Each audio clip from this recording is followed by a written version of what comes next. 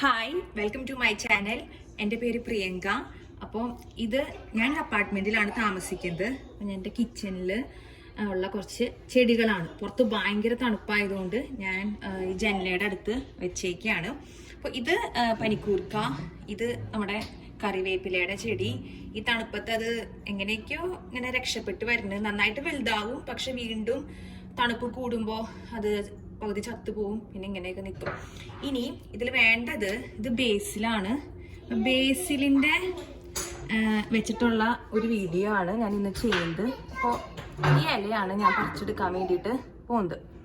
ഈ വലുതായേക്കണ ഇല കണ്ട, ആകെ 2 ചെടിയുള്ളൂ. അപ്പോൾ ബേസിലിൻ്റെ ഞാൻ 1, 2, 4 ഇലകൾ ഞാൻ ഫ്രഷ് ആയിട്ടുള്ളത് എടുത്തിട്ടുണ്ട്. ഇതെൻ്റെ മിൻ്റാണ്. മിൻറ്റിൻ്റെ അവസ്ഥ കണ്ടോ?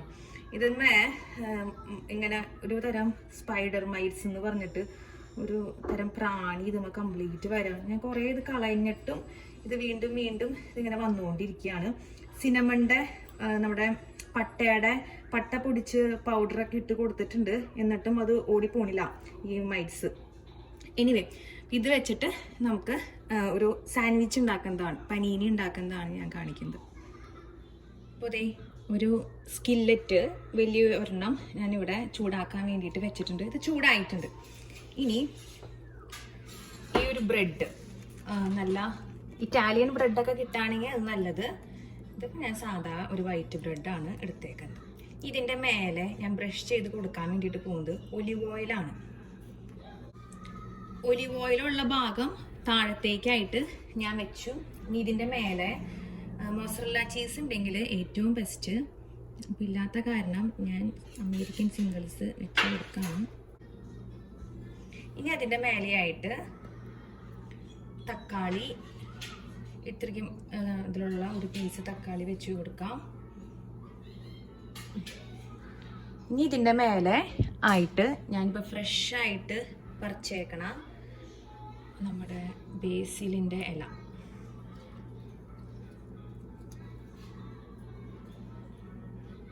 ഇതിൻ്റെ മേലെ വീണ്ടും കുറച്ച് ചീസ് വെച്ച് കൊടുക്കാം. ഒന്നിങ്ങനെ ഒരു ചീസിൻ്റെ സ്ലൈസ് മൊത്തമായിട്ട് വെച്ച് കൊടുത്താലും മതി. ഒരുപാട് ചീസ് ഇഷ്ടമുള്ള ആൾക്കാർക്ക് ഞാനിതിപ്പോൾ ഇങ്ങനെ വെച്ച് കൊടുക്കാം കേട്ടോ. ഇനി വേറൊരു അത് ഇങ്ങനെ വെച്ചിട്ട് ഇതൊന്ന് ജസ്റ്റ് മൂടാം. ഇനി വീണ്ടും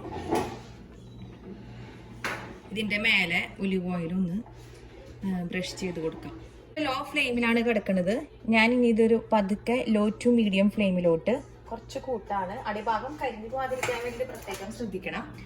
ഇനി നമ്മുടെ പനീനി സാൻഡ്വിച്ചിന് പനീനി ഉണ്ടാക്കാൻ വേണ്ടിയിട്ട് ഇതുപോലത്തെ ഞാനൊരു ചെറിയൊരു പാത്രം എടുത്തു. എന്നിട്ട് നന്നായിട്ട് ഇത് പ്രസ് ചെയ്ത് കൊടുക്കാം.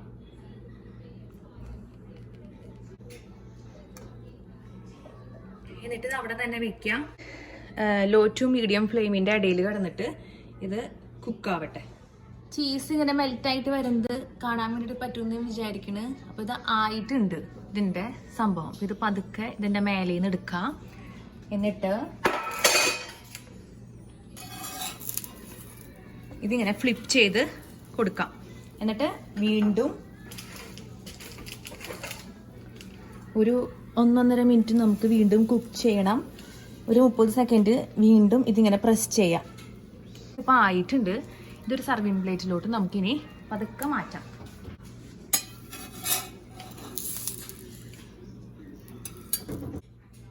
ഇത് റേസിൻ ബ്രെഡാണ്. ഇതിൻ്റെ മേലെ ഒലിവ് ഓയിൽ നന്നായിട്ട് ബ്രഷ് ചെയ്തു. എന്നിട്ട് ഈ ഭാഗം താഴത്തേക്ക് വെച്ചു.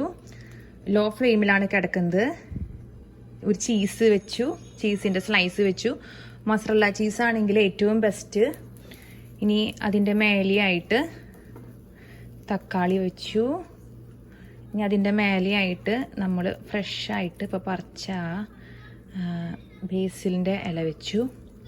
ഇപ്പോൾ ബേസിലിൻ്റെ ഇല ഫ്രഷ് ആയിട്ടില്ല എങ്കിൽ ഡ്രൈ ആയിട്ടുള്ള വെച്ച് നോക്കാം, നമുക്ക് എങ്ങനെയുണ്ടെന്ന് അറിയാലോ. ഇതിൻ്റെ മേലെയും ചീസ് വെക്കാം. ഒന്നെങ്കിൽ ഫുള്ളായിട്ട് ചീസ് വെച്ച് കൊടുക്കാം. ഇപ്പോൾ കുറച്ച് ചീസ് വെച്ച് കൊടുക്കണുള്ളൂ. തക്കാളിയുടെ മേലേക്കായിട്ട് വെക്കാം കേട്ടോ. ഇതിൻ്റെ ഉള്ളിൽ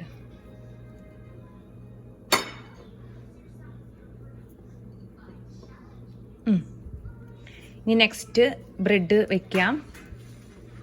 ഇതിൻ്റെ മേലെ ഒലിവ് ഓയിൽ ബ്രഷ് ചെയ്യാം നന്നായിട്ട്.